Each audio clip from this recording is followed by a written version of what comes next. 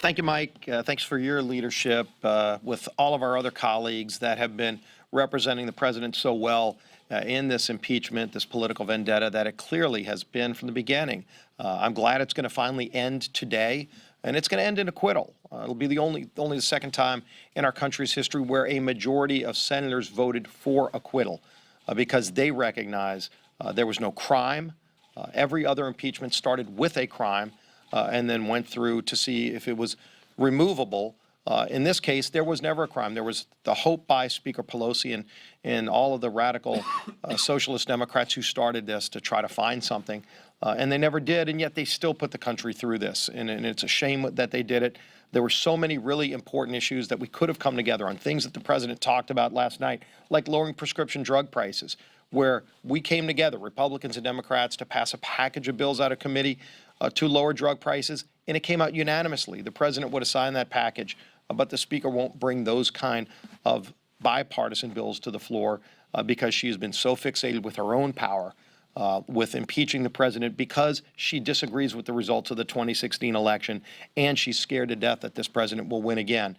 And frankly, the president showed last night why he's got such a strong case to make to the nation to get reelected for another 4 years because of what he's done to deliver on the promises that he made in 2016.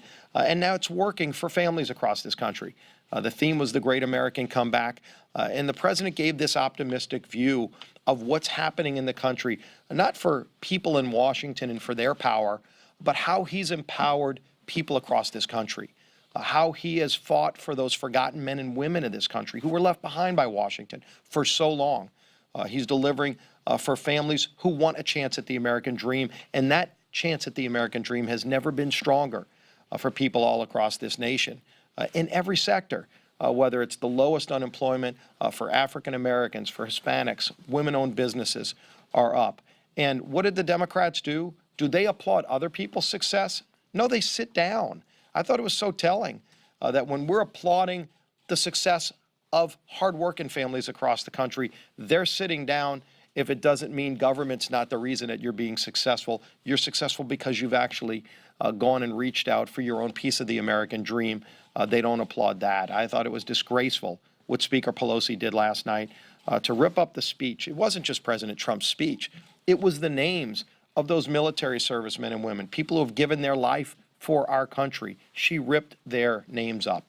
The Tuskegee Airman, who was recognized as a general, she ripped his name up. The country was watching. It was unbecoming of a Speaker of the House to act that way. And if this is where their party is, I mean, look, they can't even count votes in an election. They're still literally trying to figure out, and maybe they already know, but the fact that they couldn't even get that right in Iowa.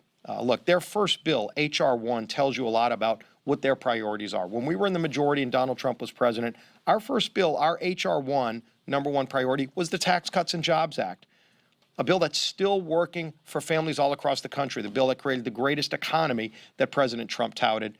Do you know their H.R. 1 is a bill to federalize elections, to literally do for the country what they did on the Democrat side in Iowa?